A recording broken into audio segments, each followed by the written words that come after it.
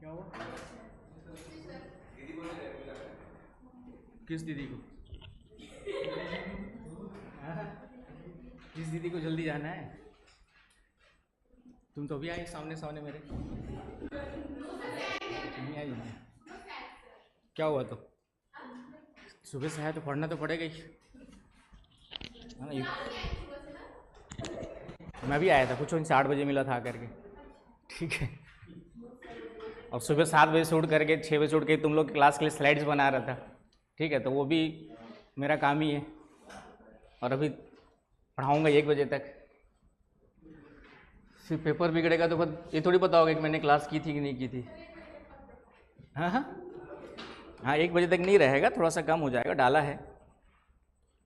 चेहरा देख लेता हूँ किसकी कितनी क्षमता है, उसके हिसाब से फिर क्लास बीच में छोड़ देता हूँ ठीक है।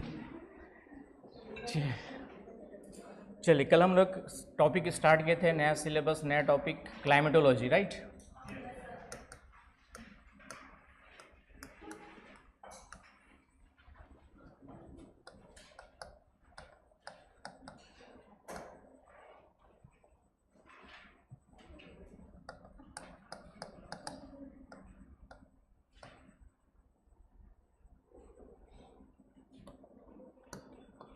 इसमें टॉपिक स्टार्ट किया था, सबसे पहले हमने वायुमंडल की संरचना, स्ट्रक्चर ऑफ एटमॉस्फेयर।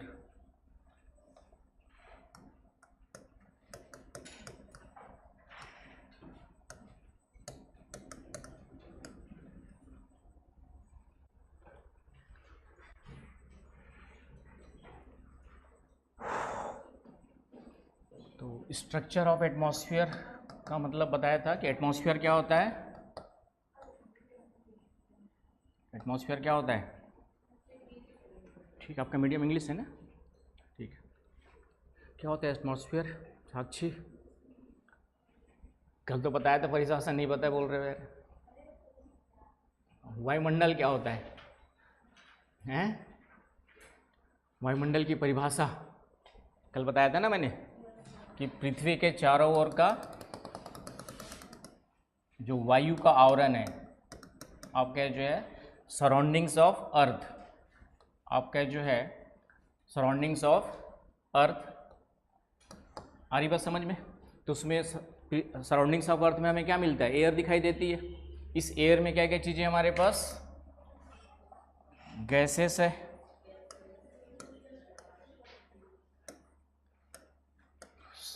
कुछ वाटर वेपर है, जलवाष्प के कण है, और एक है आपका जो gases, water vapour and dust particulates.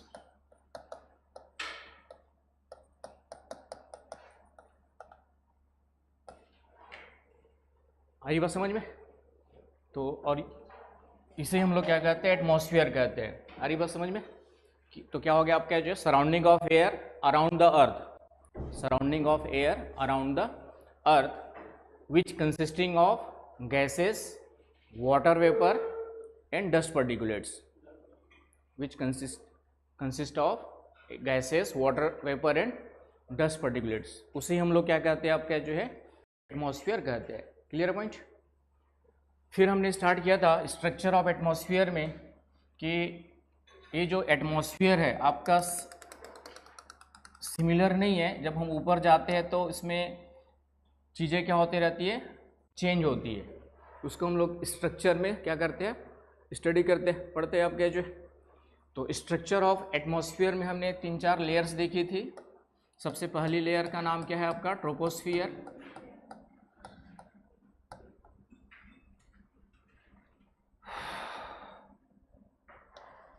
Troposphere आपका जो है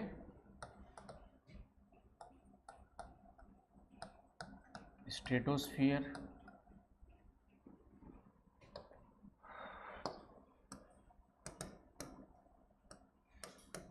मेसोस्फियर। क्लियर है?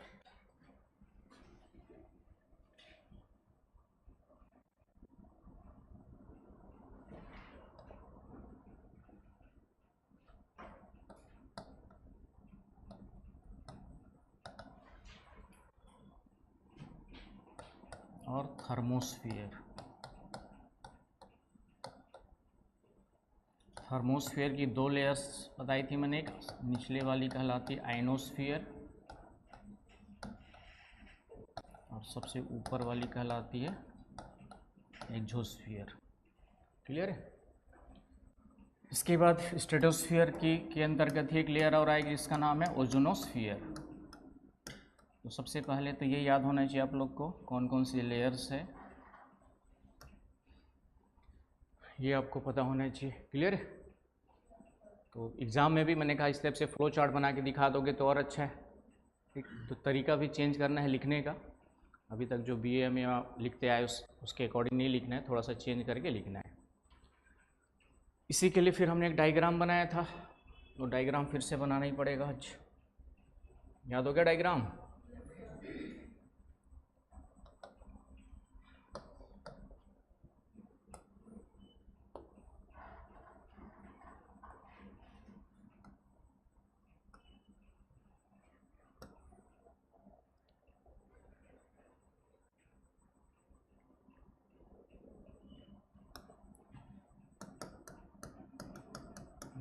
से 14 किलोमीटर ट्रोपोस्फियर, 50 किलोमीटर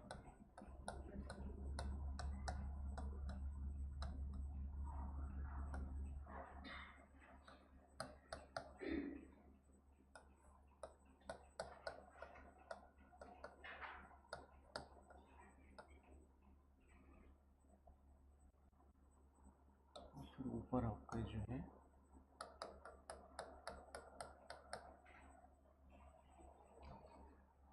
ये पूरा का पूरा यहाँ से फिर थर्मोस्फीयर कहलाता है।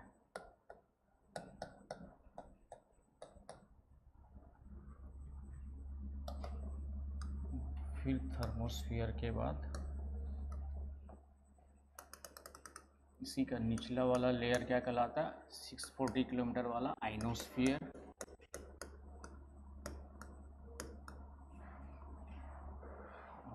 फाइनली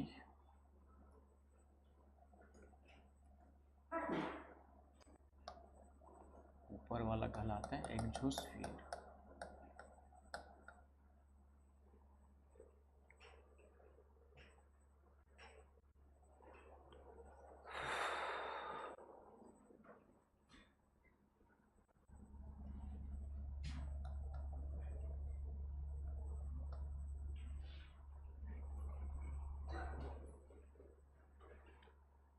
तो ये हमारा था पहली बात तो कि नीचे से लेके ऊपर तक जाएंगे तो ये लेयर्स मिलती है। इसी का ओजोनोस्फीयर एक पार्ट है आपका जो है 20 किलोमीटर से लेकर के ये 50 किलोमीटर के बीच में यहाँ पे ओजोन गैस मिलती है। इसी कारण से इस वाले अपर लेयर को हम लोग क्या कहते हैं, ओजोनोस्फीयर कहते हैं। क्या कहते हैं, ओजोनोस्फीयर कहते हैं। क्लियर है पॉइंट? अब इसको 1 बाय 1 देखेंगे। सबसे पहले आते हैं ट्रोपोस्फियर में। ठीक है, तो स्ट्रक्चर ऑफ एटमॉस्फेयर में हम जो है ऊपर की ओर चलते हैं तो किस तरीके से एटमॉस्फेयर फॉर्म्ड है, how does atmosphere form with increasing altitude, उसको हम लोग क्या कहते हैं, स्ट्रक्चर ऑफ एटमॉस्फेयर कहते हैं। क्लियर है साक्षी? 2 साक्षी आ गए, एक पुरानी साक्षी पहले से। ठीक है, तो साक्षी 2 बोलना पड़ेगा। ठीक है, चलूँ आगे।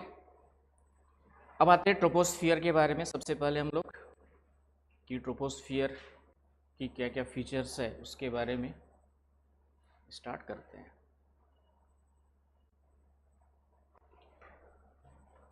तो सबसे पहले ट्रोपोस्फियर की कैरेक्टरिस्टिक्स क्या क्या है उसको देखते हैं हम लोग जो है।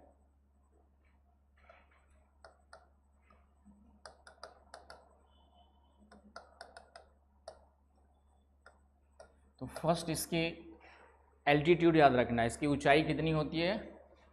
इसकी जो ऊंचाई है, एल्टीट्यूड है, ये आपका 12 to 14 किलोमीटर इन बिटवीन ली जाती है। इन रेंज में आपका 12 to 14 on an average consider किया जाता है। क्लियर है पॉइंट? सबसे पहली बात तो याद रखना है। लेकिन ये जो एल्टीट्यूड है ये सभी जगह इक्वल नहीं है। पोल्स पर 90 डिग्री और इक्वेटर पर है ना 0 डिग्री। अर्थ जो है उसको हम लोग इक्वेटर 0 डिग्री बीचों बीच एक लाइन ड्रॉ की गई है, उसको हम लोग क्या कहते हैं, इक्वेटर। जो नए बच्चे होंगे उनके लिए हिंदी में भूमध्य रेखा कहते हैं। लेटीट्यूड 0 डिग्री लेटीट्यूड को हम लोग क्या कहते हैं, है ना। जो नए बच्चे उनकी अलग से क्लास होगी, लेटीट्यूड लॉन्गिट्यूड्स वगैरह जो है बेसिक अलग से क्लास अभी तो जान लीजिए। 0 डिग्री लेटीट्यूड को हम लोग क्या कहते हैं, इक्वेटर कहते हैं, राइट। और फिर ऊपर जाएंगे तो 90 डिग्री होते हैं पोल। ये क्या होते हैं आपके पोल्स होते हैं, नॉर्थ पोल। एंड ये वाला है आपका जो है साउथ पोल। तो इसके 0 डिग्री पे इसकी जो हाइट है वह ज़्यादा होती है। 0 डिग्री इक्वेटर पर ये 16 to 18 किलोमीटर इसकी ऊंचाई होती है। क्षोभमंडल की जो हाइट है वह इक्वेटर पे ज़्यादा होती है। क्यों होती है देखेंगे। और पोल्स पे ये कम होती है। 90 degree north and south both, इन दोनों पे इसकी ऊंचाई जो है 8 से 10 किलोमीटर होती है। तो एवरेज हाइट याद रखना है। उसके बाद इक्वेटर पे ज़्यादा होती है और उसी के साथ एक डायग्राम भी बना के रखना है।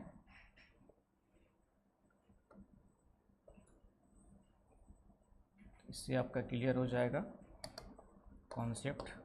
0 डिग्री इक्वेटर पे इसकी हाइट है आपका 16 to 18 किलोमीटर और पोल्स की ओर कम होते जाती है 8 to 10 किलोमीटर। ये है हमारा ट्रोपोस्फियर, क्षोभमंडल। ये हमारा क्या है, क्षोभमंडल है। मतलब यहाँ पर ये क्षोभमंडल इस तरीके से मिलेगा। ये हमारा हो गया आपका troposphere. Getting.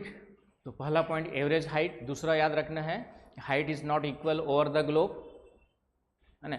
Eight equator it's a maximum 16 to 18 kilometre and at pole minimum 8 to 10 kilometre. Question आता है तो इसी को क्वेश्चन यूपीएससी में स्टेटमेंट के रूप में देगा। क्या देगा, the thickness of troposphere decreases towards pole. तो स्टेटमेंट सही होगा कि गलत।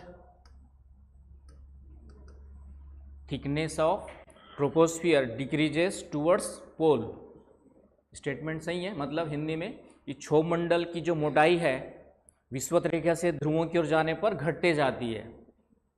ये स्टेटमेंट रहेगा तो सही है, इसका उल्टा लिख देगा तो गलत है। तो ये आया होगा किसी न किसी एग्जाम यूपीएससी में ही किसी न किसी साल में स्टेटमेंट दिया होगा, कंसीडर द फॉलोइंग स्टेटमेंट। उसमें एक स्टेटमेंट ये जरूर कहीं ना कहीं दिया होगा, the thickness of troposphere get decreases towards pole और from to equator to polewards. Getting point. तो ये पहले याद रखना है। अब ये ऐसा क्यों है कि यहाँ पे ऊंचाई ज़्यादा है यहाँ पे कम है, तो उसका कारण पता होना चाहिए। फिर रीजनिंग, एसर्शन रीजनिंग में भी क्वेश्चन दिया होगा। एसर्शन स्टेटमेंट हो गया, रीजनिंग की वो उसका रीज़न क्या है, सही देगा या गलत देगा, है कि नहीं। क्वेश्चन आते हैं एसर्शन रीजनिंग वाले। तो आप लोग के हिसाब से कारण क्या है बताओ।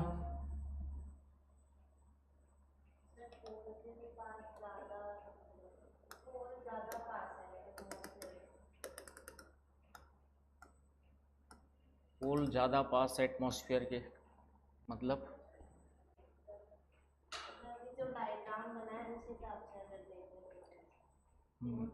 नहीं, पोल तो आप एटमॉस्फेयर तो पूरा अराउंड द अर्थ, पूरा का पूरा आपका जो अर्थ के अराउंड वाला चीज़ है पूरा का पूरा क्या कहलाता है, आपका जो है एटमॉस्फेयर कहलाता है।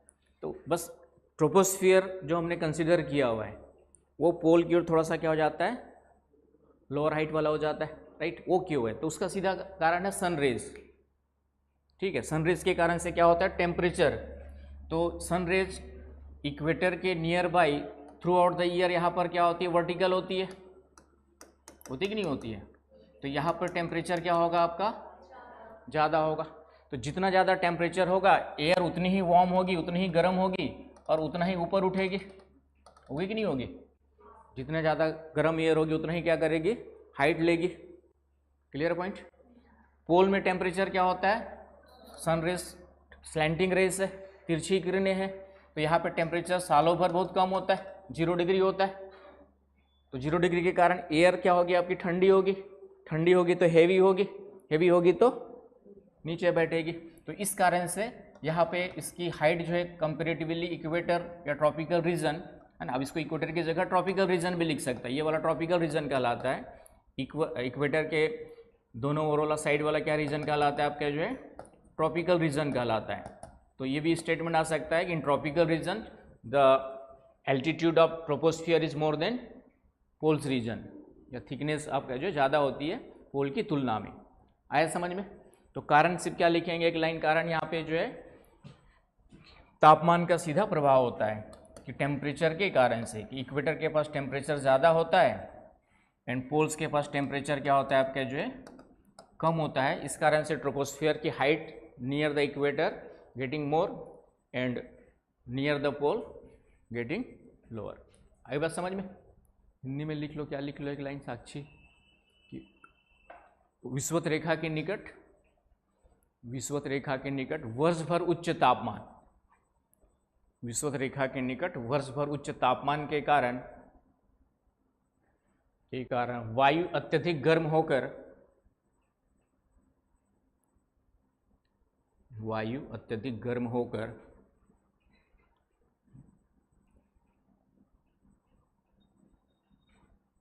ऊपर उठती है, ऊपर उठती है, जिस कारण ऊंचाई अधिक होती है।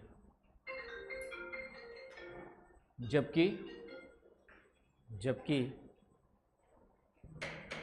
ध्रुवों के निकट, जबकि ध्रुवों के निकट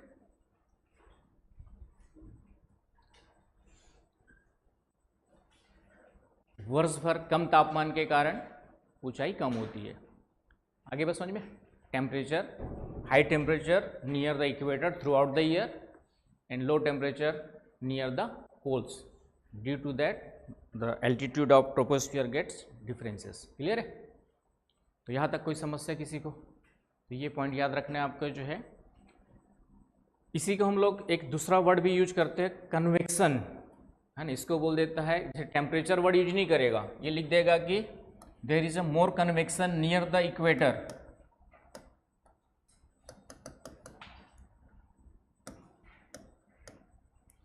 मोर कन्वेक्शन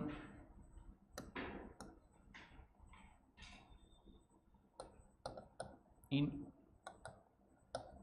एयर। कन्वेक्शन का मतलब यहाँ पे संवहन अधिक होता है, कहाँ पर, ये वर्ड यूज कर देगा, टेम्परेचर वर्ड यूज नहीं करेगा, है ना। यूपीएससी थोड़ा सा चालाकी करता है, थोड़ा सा आगे से पूछता है, और यहाँ पे करेगा there is a less convection. ये कन्वेक्शन क्या होता है वो भी जानना जरूरी है। टेम्परेचर तो पढ़ के जाओगे, और यूपीएससी ने स्टेटमेंट में क्या दे दिया कि near the equator there is a more convection found in air and less convection found in near the pole. तो यहाँ पे कन्वेक्शन का मतलब क्या होता है कि आप लोग जानते हैं कि जब भी हवा गर्म होगी तो ऊपर उठेगी, इसका स्थान लेने के लिए आसपास की हवाएं इस क्षेत्र की ओर आएंगी, तो 0 डिग्री के पास हवाएं गर्म होकर ऊपर उठती है, तो उसका स्थान लेने के लिए आसपास की ठंडी हवाएं फिर से इसकी ओर क्या करती है, मूव करती है, ये गर्म होती है फिर ऊपर उठती है, और इस तरीके से एक पूरा का पूरा एयर का साइकिल बन जाता है। इस साइकिल ऑफ एयर को ही हम लोग क्या कहते हैं, कन्वेक्शन साइकिल कहते हैं, संवहन धारा कहते हैं, हिंदी में संवहन चक्र कहते हैं, धारा या चक्र, करंट वर्ड जनरली हम मैग्मा के लिए करते हैं। तो रीजनिंग में दे देगा कि there is more convection near the equator comparison to poles, ये भी स्टेट रीजन में दे देगा। तो टेम्परेचर वर्ड्स की जगह पे ये वर्ड यूज कर देगा। तो समझ में आ गया? तो भी ये सही है कि यहाँ पे कन्वेक्शन कहाँ पे ज़्यादा होता है, इक्वेटर के पास, क्योंकि टेम्परेचर ज़्यादा होता है, एयर ज़्यादा अपलिफ्ट करेगी और पूरा का पूरा वहाँ पे कन्वेक्शन साइकिल बनेगा। आगे बस समझ में? तो ये पहला पॉइंट याद रखना है आपको जो है, सबसे पहला altitude of troposphere, average altitude of troposphere पूछेगा तो ये पॉइंट याद रखना है। But it's not equal through out the globe, it's more near the equator, less near the poles and due to temperature difference, due to convection difference.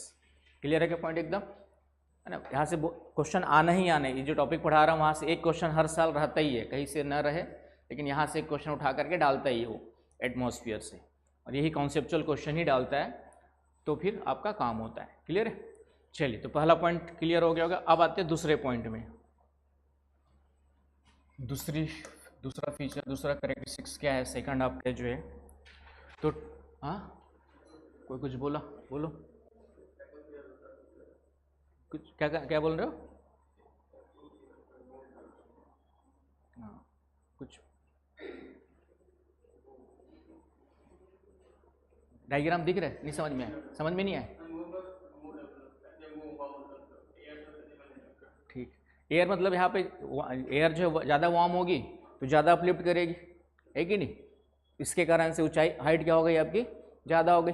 पोल के पास temperature क्या है, कम है, तो टेम्परेचर कम है तो एयर क्या होगी, कूल होगी. कूल होगी तो नीचे बैठेगी, डाउनवर्ड जाएगी, और इस कारण से ऊंचाई उसकी क्या हो गई, कम हो गई. तो टेम्परेचर डिफरेंस, उसी को हम कन्वेक्शन साइकिल बोलते हैं. जो इस तरीके से जो वाटर, पानी गर्म करोगे बर्तन में, तो नीचे का पानी गर्म होता है, बुलबुलों के रूप में ऊपर उठता है, ठंडा पानी नीचे बैठता है, पूरा पानी थोड़ी देर में क्या हो जाता है, गर्म हो जाता है. जैसे कमरे में यहाँ पे हीटर लगाओगे, थोड़ी देर बाद पूरा कमरा गर्म हो जाता है. कैसे होता है, हीटर के पास की हवा गर्म होकर पहले ऊपर उठती है, आसपास की ठंडी हवा फिर हीटर के पास जाएगी, फिर गर्म होकर के ऊपर उठेगी, और इस तरीके से थोड़ी देर में पूरा कमरा क्या हो जाता है, एयर आपका जो है गर्म हो जाता है. एसी भी वैसे ही काम कर रहा है.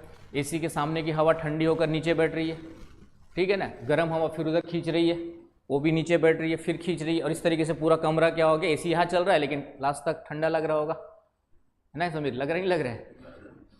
लास्ट में ठंडा लग रहा है थोड़ा बहुत. तो कैसे ठंडा हुआ, समझ में आ गया? तो ये कन्वेक्शन प्रोसेस के थ्रू होता है. तो एयर में आपका जो है. चलिए सेकंड पॉइंट में आते हैं कि ट्रोपोस्फियर में ऊंचाई बढ़ने के साथ साथ टेम्परेचर डिक्रीज करता है. इसकी जो मेन फीचर है वह क्या है आपका जो है, विथ इंक्रीजिंग एल्टीट्यूड और इंक्रीजिंग हाइट टेम्परेचर डिक्रीजेस, है ना? ऊंचाई बढ़, ये डायग्राम इतना ही संकेत लिख लो, और इसको शब्दों में कैसे लिखना है, ऊंचाई बढ़ने के साथ साथ तापमान में क्या होती है, कमी होती है. Clear point? तो ट्रोपोस्फियर लेते हैं हम लोग, क्यों होती है उसको भी देखेंगे, और कितनी होती है वो भी देखेंगे. ये हमारा ट्रोपोस्फियर है. तो यहाँ पे मैंने बताया था 0 डिग्री टेम्परेचर, 0 डिग्री इक्वेटर, ये लेटीट्यूड्स की बात कर रहे हैं इधर. 0 डिग्री लेटीट्यूड्स, 90 डिग्री लेटीट्यूड्स, इसको टेम्परेचर ले लेते हैं हम लोग. टेम्परेचर इधर और इधर के हो जाएंगे. तो ट्रोपोस्फियर में जो टेम्परेचर है वह इस तरीके से क्या होता है आपका, ऊपर जाएंगे तो डिक्रीज करता है, और ऊपर माइनस में चला जाता है, लगभग आपका -45 डिग्री सेंटीग्रेड के आसपास टेम्परेचर डाउन हो जाएगा. इसके बाद फिर बढ़ेगा. क्यों बढ़ेगा देखेंगे अभी. तो यहाँ पर क्या हो रहा है आपका, ऊंचाई बढ़ रही है ट्रोपोस्फियर में, तो टेम्परेचर क्या हो रहा है आपका जो है, ऊंचाई बढ़ने के साथ साथ टेम्परेचर डाउन हो रहा है. कितना डाउन होता है, ये होता है आपका जो है 6.5 डिग्री सेंटीग्रेड पर 1000 मीटर. कितना डाउन होता है, 6.5 degree centigrade per 1000 metre.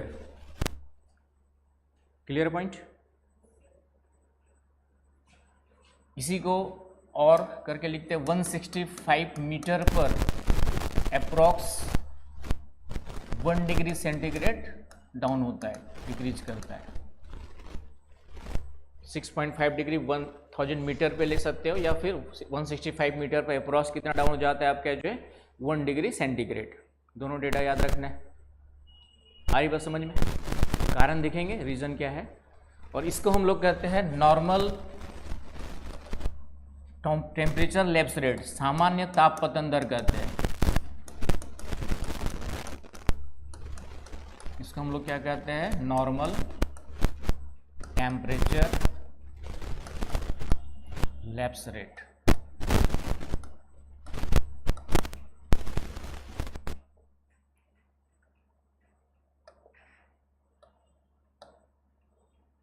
NTLR. Short form में NLR भी बोल देते हैं, टेम्परेचर को T को हटा के नॉर्मल टेम्परेचर लैप्स रेट कहा जाता है। तो ये वर्ड आपका कई जगह पे आएगा। सामान्य तापपतन दर क्या होता है, what is the normal temperature lapse rate. तो उसका आंसर क्या होगा कि in troposphere with increasing height और altitude temperature get decreases at the rate of 6.5 degree centigrade per 1000 metre, that is known as the normal temperature lapse rate.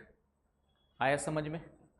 साक्षी 1 की क्षोभ मंडल की बात कर रहे हैं हम लोग, ट्रोपोस्फियर की बात कर रहे हैं, है ना। अब कुछ वर्ड्स हिंदी और इंग्लिश में, जैसे क्षोभ मंडल है तो उसको ट्रोपोस्फियर दिमाग में हिंदी वाला भी डाल लो, क्षोभ मंडल ट्रोपोस्फियर। ये कभी कभी क्षोभ मंडल वर्ड याद नहीं आएगा तो ट्रोपोस्फियर करके ऐसे भी लिख देंगे तो एक्सेप्टेड है, ठीक है। तो ट्रोपोस्फियर में या क्षोभ मंडल में ऊंचाई के साथ 6.5 डिग्री सेंटीग्रेड पर 1000 मीटर से तापमान क्या होता है, कम होता है, उसको हम लोग कहते हैं नॉर्मल टेम्परेचर लैप्स रेट कहते हैं। क्लियर पॉइंट यहाँ तक, किसी को डाउट। अब कारण ये है कि ऊपर कम क्यों हो रहा है, हम तो सूर्य की ओर जा रहे हैं, है ना। एटमॉस्फेयर में क्षोभ मंडल का मतलब हम लोग अर्थ ये हो गया हमारा, ये इसके सराउंडिंग्स एटमॉस्फेयर हो गया, ऊपर यहाँ पे सूर्य हो गया। तो हम तो ऊपर जा रहे हैं तो सूर्य की ओर जा रहे हैं तो टेम्परेचर तो बढ़ना चाहिए, है ना। लेकिन ये उल्टा हो रहा है, ऐसा क्यों हो रहा है भाई, यहाँ टेम्परेचर डाउन क्यों हो रहा है बढ़ने की जगह पे।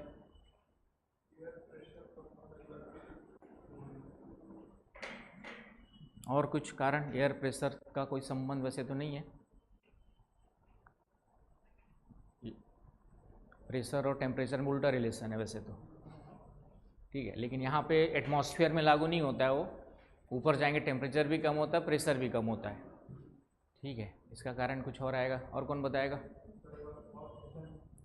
क्वेश्चन ये है कि हम ट्रोपोस्फियर में ऊपर जा रहे हैं, तो ऊपर का मतलब सूर्य की ओर जा रहे हैं, तो तापमान क्या होना चाहिए, बढ़ना चाहिए। लेकिन यहाँ पे हमने लिखा है कि घट रहा है टेम्परेचर, उससे क्या फर्क पड़ेगा। रेस का ग्रेविटेशनल फोर्स से क्या संबंध है भाई, रेस का ग्रेविटेशनल फोर्स से क्या संबंध है। ग्रेविटेशनल फोर्स है इसलिए रेस आ रही है, ग्रेविटेशनल फोर्स नहीं होता तो सूर्य की किरणें हमारे तक नहीं आती, हैं। ऐसा थोड़ी है, हाँ हाँ। चलिए उसका कारण समझिए ध्यान से, क्वेश्चन यहीं पे बनता है फिर से, ये तो रट लेते हैं बच्चे लोग। तो उसका कारण ये है कि जो हमारी अर्थ सरफेस है, या हमारा जो निचला लोअर अर्थ एटमॉस्फेयर है, सरफेस पृथ्वी का धरातल, ये हमारा सूर्य हो गया, ये पूरा का पूरा एटमॉस्फेयर हो गया। ट्रोपोस्फियर की बात करें हम लोग तो ट्रोपोस्फियर लिख लेते हैं, लोअर एटमॉस्फेयर निचला वाला,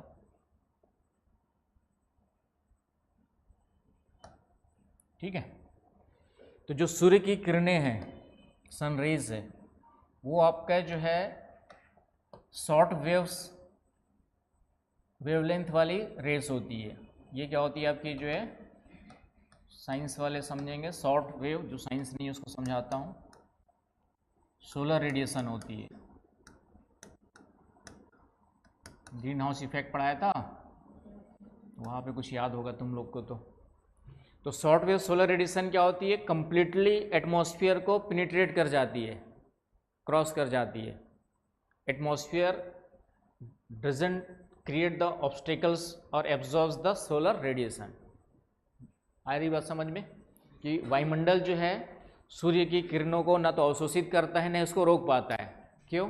क्योंकि शॉर्ट वेव मतलब लघु तरंग दैर्ध्य सौरिक विकिरण है, छोटी तरंगे है, लघु तरंग दैर्ध्य, तो वायुमंडल को ये आर पार कर जाती है।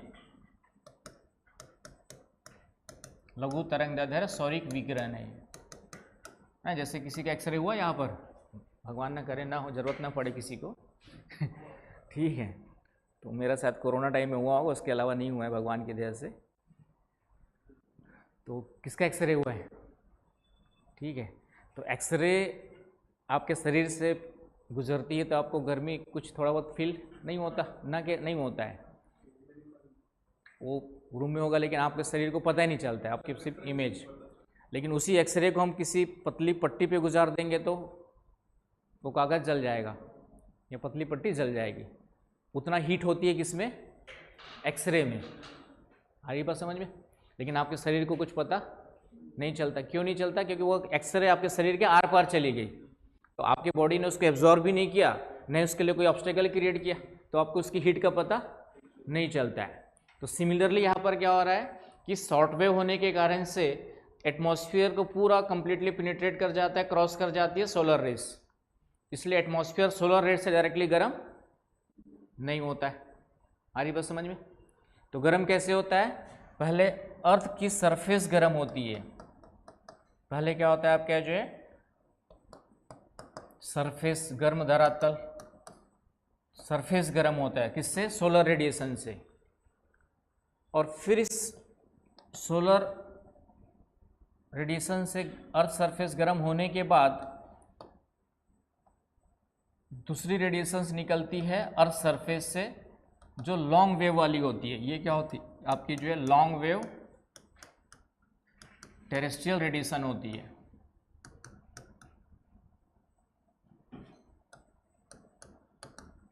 जैद समझ में आ रहा है ना? लॉन्ग वेव आपका जो है हिंदी में कहते हैं दीर्घ तरंगदैर्ध्य पार्थिव विकिरण। दीर्घ तरंगदैर्ध्य ग्रीन हाउस इफेक्ट पढ़ाया था, लगभग वही कॉन्सेप्ट बताया था, पार्थिव विकिरण, लॉन्ग वेव टेरेस्ट्रियल रेडिएशन। आ गई बात समझ में? तो ये क्या होती है? लॉन्ग वेव लेंथ वाली होती है। लॉन्ग और शॉर्ट का मतलब होता है जब ये तरंगे इस तरीके से चल रही है तो शॉर्ट वेव हो गई, यही जब इस तरीके से चल रही तो क्या हो गई? लॉन्ग वेव हो गई। तो चूंकि लॉन्ग वेव है तो इजिली ट्रैप कर ली जाती है एटमॉस्फेयर के द्वारा, कार्बन डाइऑक्साइड और अदर गैसेस के द्वारा, वाटर वेपर के द्वारा, और ये वापस कंप्लीटली नहीं जा पाती है। तो इस तरीके से इस अर्थ सरफेस से निकलने वाली जो रेडिएशन है जिसको हम लोग टेरेस्ट्रियल रेडिएशन कहते हैं या हिंदी में पार्थिव विकिरण कहते हैं, इससे हमारा एटमॉस्फेयर गर्म होना स्टार्ट होता है।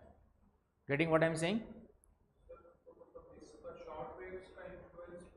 बहुत कम है, बहुत अपर एटमॉस्फेयर में थोड़ा बहुत रहेगा ओजोन वाले क्षेत्र में, लेकिन न के बराबर।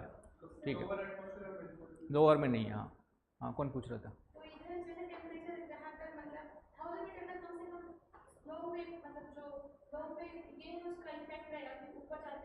नहीं, 1000 के बाद भी रहेगा, वो तो मैंने रेड बताया कि 1000 मीटर जाओगे तो 6.5 कम हो जाएगा, फिर अगला 1000 मीटर जाओगे तो 13 डिग्री कम हो जाएगा, मतलब 2000 में, फिर 1000 मीटर जाओगे तो 12 किलोमीटर तक जाएंगे तो माइनस में चला जाता है टेम्परेचर। वो हर 1000, इसलिए पर्वत पे चढ़ते हो तो तुम लोगों को ठंड लगती है ना भाई। पर्वतीय क्षेत्र ठंडे क्यों होते हैं? क्योंकि वहाँ पे टेम्परेचर क्या हो रहा है आपका? कम हो रहा है। आ रही बात समझ में? तो यहाँ पर रेडिएशन का जो निचले लोअर में इसकी ऊंचाई कितनी बताया मैंने? 12 से 14 किलोमीटर। तो ये 12 से 14 किलोमीटर तक यही स्थिति रहती है कि 14 किलोमीटर तक ऊपर जाएंगे तो टेम्परेचर क्या होगा आपका जो है? बढ़ता नहीं है, कम होता है। क्यों क्यों कम होता है? गर्म किससे हो रहा है? इस टेरेस्ट्रियल रेडिएशन से गर्म हो रहा है। तो अर्थ के सरफेस की नियर का टेम्परेचर यहाँ पे क्या होगा? ज़्यादा होगा कि नहीं होगा? अर्थ के पास का एटमॉस्फेयर ज़्यादा गर्म होगा। जितना हम ऊपर जाएंगे टेम्परेचर यहाँ पे क्या होते जाएगा आपका?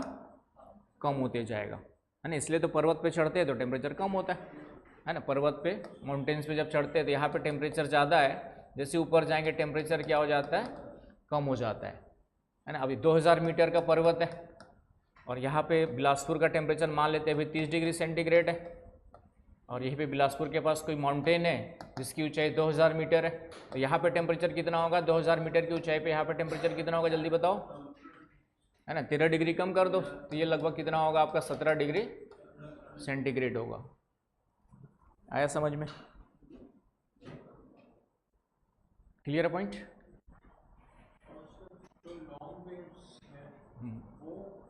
सरफेस टेम्परेचर के साथ एटमॉस्फेयर गर्म होती है, सिर्फ वेव्स ही नहीं, जो एटमॉस्फेयर गर्म ही हो रहा है लॉन्ग वेव से, टेरेस्ट्रियल रेडिएशन से, इसलिए मैंने क्या रोल प्ले करेगा उसमें? सरफेस गर्म नहीं होगा तो एटमॉस्फेयर कैसे गर्म होगा? सरफेस किससे गर्म हो रहा है? सोलर रेडिएशन से। इसलिए मैंने बताया था उस दिन, यदि एटमॉस्फेयर ना हो तो, सॉरी एटमॉस्फेयर बोलते, ग्रेविटेशनल फोर्स ना हो और हमारा एटमॉस्फेयर नहीं होगा तो अर्थ का टेम्परेचर कितना चला जाएगा? बताया था ना मैंने कि यदि अर्थ आपका जो है, अर्थ में एटमॉस्फेयर नहीं होगा, एटमॉस्फेयर नहीं है, तो हमारा जो अर्थ का जो टेम्परेचर वो -18 डिग्री सेंटीग्रेड हो जाएगा, है ना। अभी हमारा एवरेज बताया था मैंने कितना है, लगभग 15 डिग्री सेंटीग्रेड है, जो ग्लोबल वार्मिंग के कारण से बढ़ करके 15.78 डिग्री सेंटीग्रेड हो गया है। अर्थ का जो एवरेज टेम्परेचर है लगभग अभी आज की डेट में 15.7 या 8 डिग्री सेंटीग्रेड इन बिटवीन मिलता है। आ रही बात समझ में? और यही एटमॉस्फेयर नहीं होगा तो फिर यही टेम्परेचर कितना हो जाएगा? माइनस में चला जाएगा। ये क्वेश्चन यूपीएससी ने पूछा है शायद लास्ट ईयर, ये कहीं तो देखा था मैंने, कुछ दिनों पहले कहीं पूछा हुआ है कि अर्थ का एटमॉस्फेयर ना हो तो अर्थ का टेम्परेचर कितना हो जाएगा। लास्ट ईयर ही शायद एक पूछा हुआ है, स्टेटमेंट वगैरह कहीं दिया हुआ है। क्यों हो जाएगा समझ में आया? क्योंकि एटमॉस्फेयर ही क्या करता है कि सूर्य की किरणों से पहले पृथ्वी की सतह गर्म होती है, फिर सतह से जो रेडिएशन निकलती है इससे एटमॉस्फेयर क्या होता है आपका? गर्म होता है। तो इस कारण से अर्थ के सरफेस की पास की एयर ज़्यादा गर्म होगी, यहाँ पे जो एयर होगी ये ज़्यादा मोर वार्म होगी कि नहीं होगी? जितना इसके ऊपर जाएंगे कूल वार्म होगी, आपकी जो कूल एयर होगी। समझ पा रहे हो? क्योंकि हीटर ले लो, पृथ्वी हीटर के रूप में काम कर रही है। अब आपका जो सूर्य से गर्म हो गए और पृथ्वी क्या बन गई? हीटर बन गई, है ना। इसलिए जब बाहर निकलोगे तो पहले ज़मीन गर्म होती है, इसलिए मैक्सिमम टेम्परेचर जो होता है दिन का वो 2 से 4 के बीच में होता है। मैक्सिमम टेम्परेचर दिन का कब होता है? जबकि सन तो 12 बजे दोपहर पे पीक पे रहता है। तो टाइम क्यों लगता है 2 घंटा एक्स्ट्रा? इसलिए लगता है कि सूर्य से पहले अर्थ की सरफेस गर्म होती है, फिर इस सरफेस से रेडिएशन निकलते उससे क्या होता है आपका एटमॉस्फेयर गर्म होता है। आगे बस समझ में, इसलिए टाइम लगता है। इसलिए मैक्सिमम पढ़ेंगे सब ये चीज़ें धीरे धीरे करके। तो यहाँ आपको याद रखना है, स्टेटमेंट याद रखना है पहला कि क्षोभमंडल में बढ़ती ऊंचाई के साथ टेम्परेचर कम होता है, इस रेट से कम होता है। सामान्य तापपतन दर जिसको कहते हैं हम लोग, कम क्यों होता है उसका क्या देखेंगे हम लोग, उसको क्या लिखेंगे हम लोग जो है, एक लाइन लिख लीजिए, कारण। कम क्यों होता है उसका एक कारण स्टेटमेंट के रूप में लिख लीजिए। कारण लिखिए कि लोअर एटमॉस्फेयर और ट्रोपोस्फियर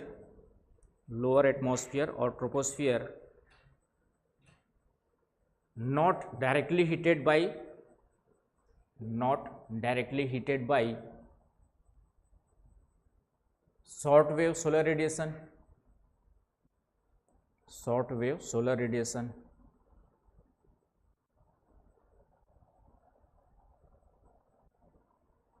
it कॉमा लगा के it heated by long wave terrestrial radiation। Hindi में लिख लो कि निचला वायुमंडल या क्षोभमंडल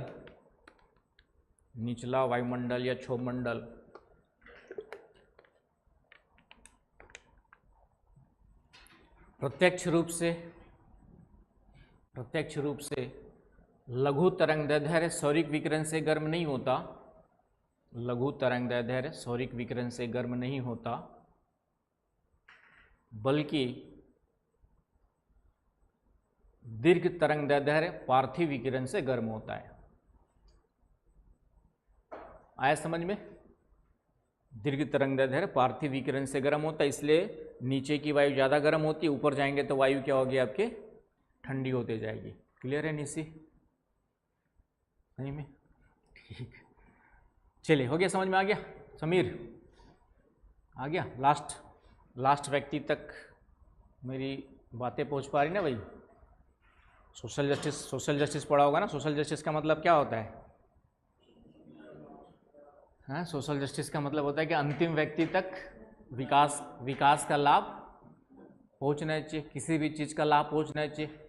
अंतिम व्यक्ति का मतलब है कि जो सबसे लास्ट में खड़ा है, जो गरीब है, वंचित है, उस तक पूरी तरह से क्या पहुंचना चाहिए, विकास का लाभ, शिक्षा का लाभ, स्वास्थ्य का लाभ, उसी को हम लोग क्या कहते हैं, आपका जो है सोशल जस्टिस कहते हैं। उसी के लिए कई सारी योजनाएं। तो बाकी तो 10% जिसके पास रिसोर्सेस है वो ज़्यादा यूज करते हैं, बाकी लोगों को नहीं मिल पाता है, इसलिए गवर्नमेंट कई सारी योजनाएं चलाती है महिलाओं के लिए, बच्चों के लिए, गरीबों के लिए। तो वही सोशल जस्टिस का मेन थीम है कि नहीं, जिसको डिस्ट्रीब्यूटिव जस्टिस कहा जाता है। ये पढ़ रहे होंगे तुम लोग अभी। चलिए, तो ये समझ में आ गया पॉइंट अच्छे से? कोई डाउट, कोई कन्फ्यूजन है तो बताएं। चलिए नेक्स्ट स्टेटमेंट लिखिए, फिर उस पर डिस्कस करेंगे। इसी में तापमान वाला ही है, दूसरे में ही एक सब पॉइंट नोट करके लिख ले, इम्पोर्टेंट नोट करके, उसके बाद उसको समझेंगे। क्षोभमंडल का न्यूनतम तापमान, हिंदी में पहले लिख लो, क्षोभमंडल का न्यूनतम तापमान विषुवत रेखा के, क्षोभमंडल का न्यूनतम तापमान विषुवत रेखा के ऊपर मिलता है, न कि ध्रुवों के ऊपर, न कि ध्रुवों के ऊपर। हिंदी में लिखो, इंग्लिश में लिख लीजिए, the minimum temperature of troposphere, minimum temperature of troposphere found over the equator, not over the poles.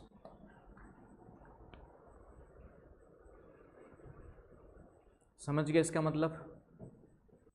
यदि ये स्टेटमेंट सही है कि गलत है, अब लिखवाएं तो सही होगा वैसे तो ठीक है, लेकिन सही लग रहा है कि नहीं लग रहा है आप लोग को? यदि इसको स्टेटमेंट अभी नहीं लिख पाता, नहीं बताता, और स्टेटमेंट आ जाता कि क्षोभमंडल का सबसे कम तापमान विषुवत रेखा के ऊपर मिलता है और ध्रुवों पे उसकी तुलना में कम मिलता है, तो स्टेटमेंट को सही मार के आते कि गलत मार के आते? ठीक है, तापमान कहाँ ज़्यादा होता है? इक्वेटर पे होता है ना, तो वहाँ मिनिमम कैसे हो सकता है? लेकिन मैंने मिनिमम लिखवा दिया, तो सही कैसे मार के आते बिना पढ़े?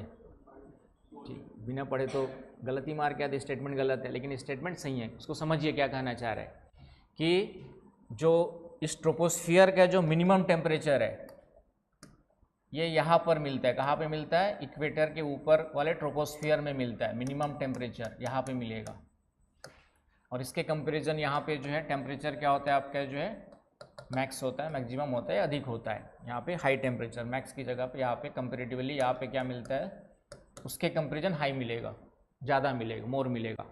आ रही बात समझ में? मोर टेम्परेचर कैसे होगा बताओ? सीधी सी बात है। अब एग्जांपल लेते हैं, जैसे इक्वेटर के पास एवरेज टेम्परेचर मान लेते हैं 30 डिग्री सेंटीग्रेड है, पोल्स के पास एवरेज टेम्परेचर 0 डिग्री सेंटीग्रेड है सरफेस पर। ये अब कहाँ की बात कर रहे हैं? आपका अर्थ सरफेस की बात कर रहे हैं। क्लियर है?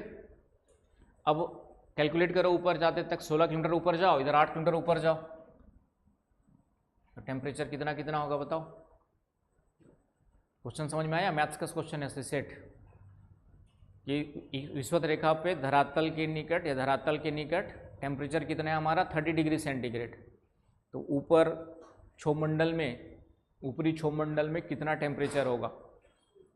और पोल पे 0 डिग्री है, तो ऊपरी क्षोभमंडल में यहाँ पर टेम्परेचर कितना होगा? क्वेश्चन समझ गए? आकांक्षा क्यों नहीं समझे भाई? ये तो लिखा हुआ है यहाँ पे इतना टेम्परेचर है, कहाँ पे? सरफेस पे। तो ये 16 किलोमीटर की ऊंचाई पे कितना टेम्परेचर होगा बताओ? यहाँ पे 8 किलोमीटर की ऊंचाई पे कितना टेम्परेचर होगा बताओ?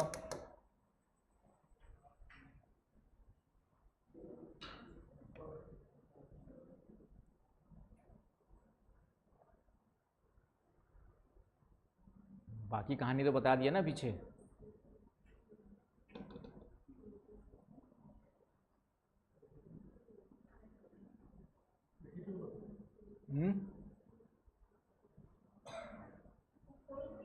हाँ 480, 82 क्या?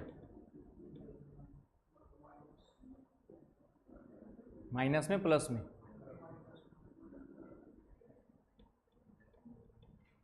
अरे माइनस में होगा ना भाई, ऊपर जाने पे अभी तो बताया मैंने कि क्षोभमंडल में ऊपर जाएंगे तो temperature 6.5 degree centigrade per 1000 metre से क्या होता है? टेम्परेचर कम होता है ऊपर जाने पे, तो इसी डेटा को तो यूज करना है। सरफेस पे 30 डिग्री है, तो 16 किलोमीटर ऊपर जाएंगे तो टेम्परेचर कितना हो जाएगा, कितना माइनस हो जाएगा, 16 6 96 और 8 मतलब 104 और 30 डिग्री है तो यहाँ पे 30 माइनस कर तो 84 माइनस 84 होगा यहाँ पे, ये होगा ना लगभग। कैसे गणित पढ़ रहे हो तुम लोग, और गणित की क्लास नहीं करते मुझे मालूम है, सब एक बार में ज्ञानी बन जाते हो। ठीक है बेटा, गणित है, गणित है ना, मेरा एमएससी गणित है, तो भी मैं सीसेट के क्वेश्चंस के लिए 10 बार पढ़ता था एमएससी गणित होने के बाद। तुम लोग तो बीए वाले हो, कॉमर्स वाले हो कई लोग, तब जाके सीसेट निकलता है, और तुम लोग एक बार क्लास किए और उसके बाद टेस्ट दो तो गायब हो जाते हो।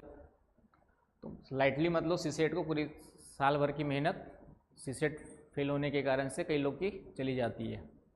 और मैथ्स का सीधा सा फंडा है बार बार practice and practice and practice. घर में करते नहीं होंगे मुझे मालूम है, तो कम से कम क्लास में आके 10 बार सुन लेते हैं मैडम को, है ना। मैंने सलाह दी है कि 6वीं से 10वीं तक की एनसीईआरटी मैथ्स की, जिसका मैथ स्ट्रांग है वो भी पढ़ ले, जिसका नहीं है वो तो पढ़ ही ले। कितने लोगों ने पढ़ा ईमानदारी से बताओ, अपने दिल पर हाथ रख करके, हाँ कितने लोगों ने 6वीं से 10वीं तक की एनसीईआरटी को एक बार भी पूरा उल्टाया हो। लगभग इसमें से साल सवा साल वाले बच्चे भी है जो मेरे साथ जुड़े हुए, नहीं पढ़ा है। और कल के दिन में सीसेट फेल हो गए तो किसको बोलोगे, प्रेरणा मैडम ने ठीक नहीं पढ़ाया। यही ऐसे बच्चे लोग उठा करके बाहर आके ऐसे ही बोलते हैं, वो सीसेट है ऐसी पढ़ाती है ना, स्टेटमेंट यही आता है बाहर निकल कर। लेकिन जो गाइडेंस दिया गया किसी ने अभी तक फॉलो किया? लगभग 1-1.5 साल कई बच्चे लगभग हो रहा है, तुम लोग का सिलेबस खत्म करने जा रहे हैं कई लोग का, किसी ने फॉलो किया? नहीं किया। मैंने कहा था ना कि स्ट्रांग है वो भी पढ़ ले क्लास के साथ साथ, क्योंकि मैथ्स दिखता है ऊपर ऊपर, हाँ वही क्वेश्चन आ रहे हैं, वही सब क्वेश्चन है, मैडम वही क्वेश्चन कराती है। अरे वही भी कराती है, तुमसे बनता है कि नहीं बनता ये देखो ना भाई, है ना। वो टफ क्वेश्चन कराती है तो आए हुए क्वेश्चन कराती है, टफ क्वेश्चन कराती है तो वही क्वेश्चन रहेंगे, सीधी सी बात है। तो मैंने कहा ना कि लाइटली, तो एनसीईआरटी मैंने फिर से कहा, अभी फिर से बता दे रहा हूँ कि जब तक ये 6वीं से 10वीं तक को सीक्वेंस में पढ़ो, क्योंकि बच्चों के लिए लिखी गई है। देख अच्छा सा कॉन्सेप्ट डेवलप होता है, टीचर जो पढ़ा रहा है वो तो पढ़ा ही रहा है आपका अपनी तरीके से, कि डिटेल मेथड देगा, फिर उसका शॉर्ट ट्रिक बताता है, दोनों बताते हैं। पहले डिटेल कॉन्सेप्ट समझ में आएगा तब उसका शॉर्ट ट्रिक समझ में आएगा, है ना। सिर्फ शॉर्ट ट्रिक ही बताने से भी आपका मैथ्स नहीं बनेगा, वो जाके फार्मूला भूल जाओगे एग्जाम में, है ना। मैं खुद बोल रहा हूँ, मेरा एमएससी गणित है ना। मैं बचपन से 22 साल तक की उम्र में मैथ्स के अलावा कुछ पढ़ता ही नहीं था, क्योंकि बाकी सब्जेक्ट पढ़ना अच्छा नहीं लगता था। उसके बाद भी मुझे प्रॉब्लम जाती थी जब यूपीएससी का मेंटल एबिलिटी सॉल्व करता था, समझ में आया। तो उसके बाद भी तो इतना, इसलिए मैंने कहा 6वीं से 10वीं पढ़ लो, बाकी क्लास को 2 बार 3 बार करो, बार बार करोगे तो दिमाग में कॉन्सेप्ट बैठ जाएगा और तब जा करके चीज़ें क्लियर होंगी, एक बार में नहीं होता है। तो यहाँ पे समझ में आया कैसे निकाला मैंने, कि अभी भी कई लोग को समझ में नहीं आया?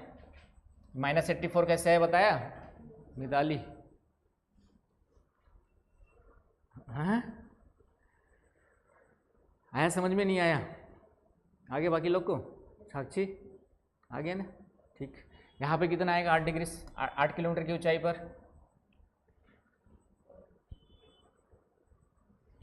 यहाँ पे 0 डिग्री है तो 8 किलोमीटर की ऊंचाई पे कितना, 8 6 का 48 और 8 का 4 -54 डिग्री सेंटीग्रेड आएगा यहाँ पर। यहाँ पे कितना आएगा आपका -54। -54 कैसे आया, समझ में आया? ये भी नहीं आया, आ गया ना भाई। तो टेम्परेचर कहाँ कम दिख रहा है, कहाँ ज़्यादा दिख रहा है? मिस्सी कहाँ पे कम दिख रहा है, कहाँ पे ज़्यादा दिख रहा है? हाँ ये ज़्यादा है कि ये ज़्यादा है? ये ज़्यादा है ना, माइनस में तो ये ज़्यादा होगा ना भाई, ये ज़्यादा है ये कम है। यही मैंने लिखवाया कि इक्वेटर के ऊपर मिनिमम टेम्परेचर मिलता है, आया समझ में। और ये कॉमन सेंस का उल्टा है, और जहाँ कॉमन सेंस का उल्टा होता है यूपीएससी वहाँ पे स्टेटमेंट देता है। तो ये याद रखना है कि ट्रोपोस्फियर का जो मिनिमम टेम्परेचर है इक्वेटर के ऊपर मिलता है, न कि ध्रुवों के ऊपर, आया समझ में। और माइनस में होता है अप्रोक्स ट्रोपोस्फियर का -45 डिग्री सेंटीग्रेड के आसपास रहता है। अपर एटमॉस्फेयर में एवरेज टेम्परेचर कितना रहता है आपका, जो है एवरेज टेम्परेचर -45 डिग्री के आसपास रहता है। आया समझ में? साक्षी 2 क्लियर है, साक्षी 1 ठीक है। इंपॉर्टेंट टॉपिक है, समझ करके पढ़ना है तब याद रहेगा।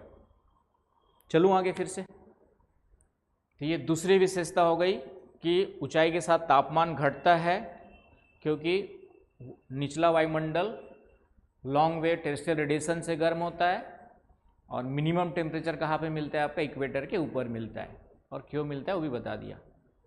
क्लियर है प्रियांशु बाबू? क्लाइमेटोलॉजी इसके पहले और किया था क्लास, पहली क्लास है नहीं, क्लाइमेटोलॉजी वाला टॉपिक किए थे क्लास में। और चलिए तो यहाँ तक समझ में आ गया। चलो नेक्स्ट पॉइंट में चलिए, अब आते हैं नेक्स्ट पॉइंट हमारा कि सभी मौसमी घटनाएं, लिख लीजिए, सभी मौसमी घटनाएं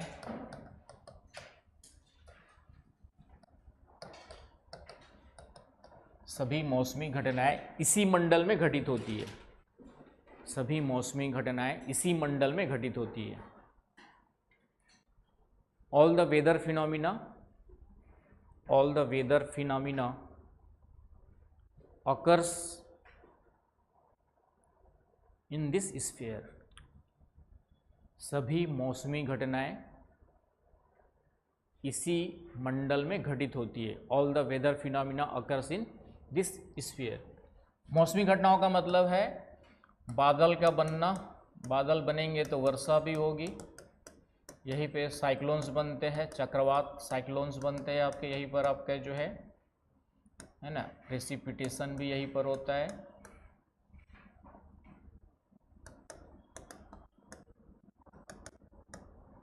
और क्लाउड्स वगैरह फॉर्म भी यहीं पर होते हैं। मतलब जितने भी ये क्लाइमेटिक फिनोमिना देखते हो, वेदर फिनोमिना देखते हो, वर्षा का होना, चक्रवात, हवा, तूफान, है ना, स्टॉर्म्स, ये सब कहाँ पे चलती है आपकी जो है?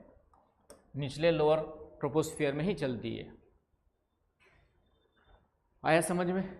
ये पॉइंट याद रखना है कि all the weather phenomena occurs in this sphere. क्यों? इसका भी कारण है। कारण कि जलवाष्प केवल इसी मंडल में मिलती है।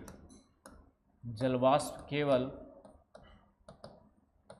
इसी मंडल में पाई जाती है।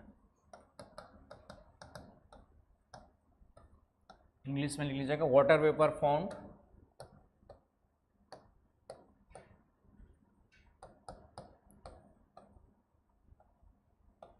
only in this sphere।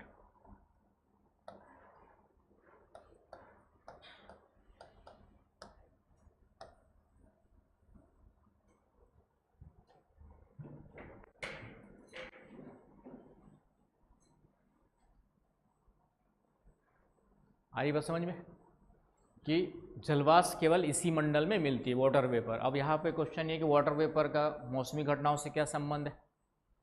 Water vapour यहीं पर क्यों मिलती है? तो सीधी सी बात है कि जो हमारे वाटर बॉडीज है, चाहे समुद्र हो चाहे झील तालाब, सब कहाँ पे मिलेंगे?